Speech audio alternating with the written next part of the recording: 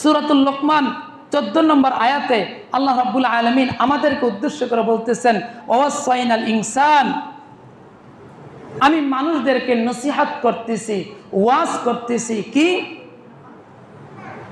বিওয়ালিদাইহি ইহসানা, তোমরা তোমাদের পিতামাতার সাথে সদ্ব্যবহার করো, সদাচরণ করো। কেন কেন পিতামাতার সাথে আমি সদাচরণ কেন করব? আল্লাহ রাব্বুল আলামিন আয়াতে উত্তর দিচ্ছেন, হামালাতহু উম্মুহু ওয়াহনান আলা ওয়াহনিন, কেননা তোমার মা তোমাকে পেটে ধারণ করেছেন, ওয়াহনান আলা ওয়াহনিন, কষ্টের উপর কষ্ট সাধন করে। শুধু কষ্ট না, কষ্টের উপর কষ্ট সাধন করে আমার মা আমাকে পেটে নিয়েছে। এজন্য পিতামাতার সাথে সদ্ব্যবহার করো। এবং কি করছেন, ওয়াফিসালহু ফি আমাইন,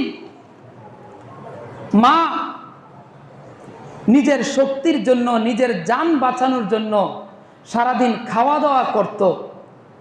আল্লাহ রাব্বুল আলামিন সেই খাওয়ার একটা অংশকে দুধে রূপান্তরিত করে দিয়েছেন।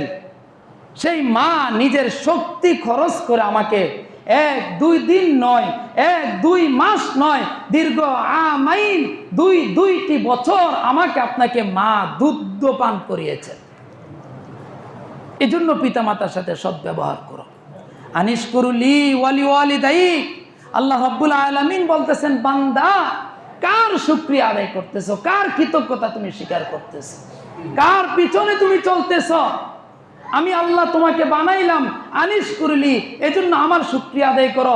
তোমার বাবা মা কষ্ট করে তোমাকে দুনিয়াতে এনেছেন, তোমার মা দীর্ঘ 10টি মাস পেটে ধারণ করেছে, দীর্ঘ 2টি বছর দুগ্ধ পান করিয়েছেন, তোমার বাবা মাথার ঘাম পায়ে ফেলে তোমার জন্য পরিশ্রম করে তোমাকে লেখাপড়া করেছে, বুঝতে শিখিয়েছেন।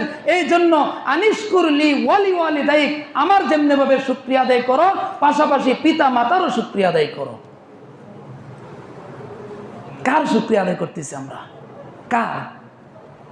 আল্লাহ বলছে পিতা মাতার শুকরিয়া আদায় করো। কার কৃতজ্ঞতা আদায় করতেছে? আমরা আজকে বড় হয়ে গেছি, আমি আজকে শিক্ষিত হয়ে গেছি, বলি হ্যাঁ আমি অনেক বড় শিক্ষিত। আরে ভাই, আমাকে শিক্ষিত বানাইলেন কে? যদি ছোটকালে পিতা মাতা যদি আমাকে স্কুলে মাদ্রাসায় না পাঠিয়ে গ্যারেজে পাঠিয়ে দিতেন, আমাদের কারোর জন্য সম্ভব ছিল না শিক্ষিত হতে। সম্ভব ছিল?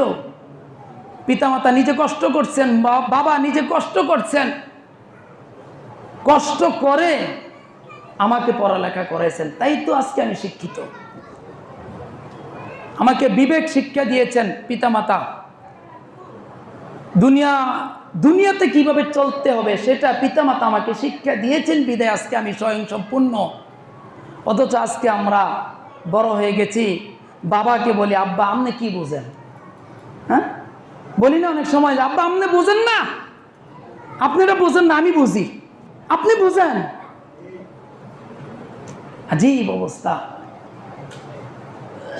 পিতামাতার সাথে সদ্ব্যবহার করতে হবে। যে পিতামাতা নিজে না খেয়ে আমাকে আপনাকে খাওয়াইছেন, আফসোসের ব্যাপার হচ্ছে সেই পিতামাতা বৃদ্ধ অবস্থায় আজকে খানা পায় না। 3 ভাই 4 ভাই হয়ে গেছে, 3 ভাই 4 ভাই এখন পিতামাতার খানা নিয়ে ঠেলাঠেলি। একজন বলতেছে আমি খাওয়াবো, আরেকজন বলতেছে আমি খাওয়াইতে পারতাম না। তারপর মিল করে 3 ভাই 10 দিন করে 30 দিন ঠিক আছে খাওয়ায়। এখন আলহামদুলিল্লাহ ভালো আছে, আমি সবচেয়ে খারাপ তা নয়, ভালো আছে। এখন ওই 3 ভাইয়ের মধ্যে প্রতিযোগিতা লাগে, কে কার চেয়ে বেশি খারাপ খাওয়াইতে পারবে। মা চোখের দেখা জিনিসগুলো বলতেছি ভাই।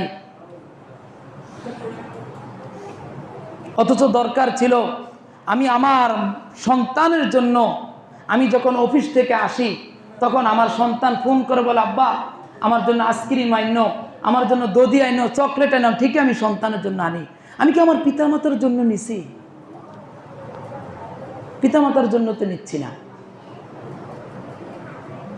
আবার করে কি 3 ভাই খাওয়ায়, ঠিক আছে খাওয়ানো, এটা সমস্যা নাই। এখন ছোট ভাই খাওয়াইতেছে, মেজো ভাইয়ের ঘরে আজকে ভালো রান্না হয়েছে, আপনি ডাক দেন না, ঠিক আছে আমার আম্মা আজকে ছোট ভাইয়ের ঘরে খাইতেছে, আম্মা আজকে আমার ঘরে খান না। আমি আমার সময় খাওয়াইছি না? আমি ভালো খানা পাকাইলে কি হয়েছে, খানা তো ছোট ভাইয়ের ঘরে, আমি কেন তাকে খাওয়াবো? এই যে পিতা মাতাকে নিয়ে একটা ঠেলাঠেলি শুরু হয়ে যায়।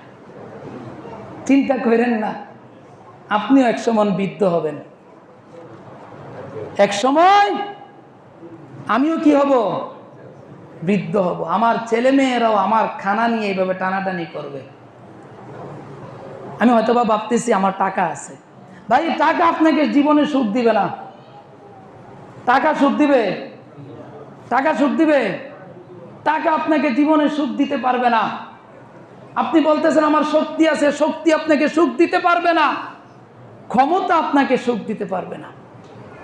হ্যাঁ, পিতামাতার খেদমত করে আল্লাহ তাআলা আমার আপনার উপর রহমত দিল হয়ে আমার ক্ষমতা বলেন, টাকা বলেন, শিক্ষা বলেন, সব কিছুর মধ্যে আল্লাহ তাআলা প্রাচুর্যতা দান করে।